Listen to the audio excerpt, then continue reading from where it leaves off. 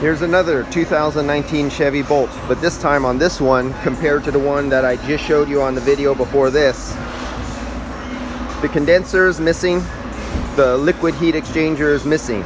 So you get to see where the coolant reservoir comes down into a water pump here. What is drawing, this is the return from the battery. This is your hot water coming back from your battery.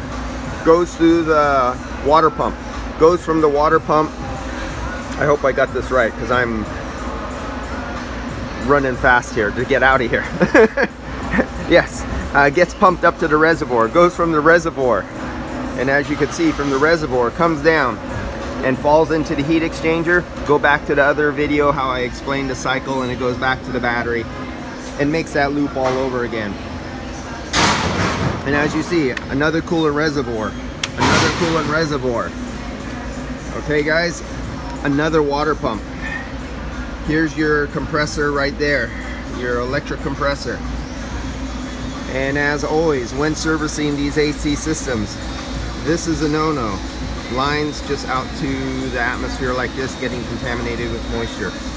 And that's about it. This is ester oil. This is the last oil on earth you ever want to expose to air, because it's extremely hygroscopic.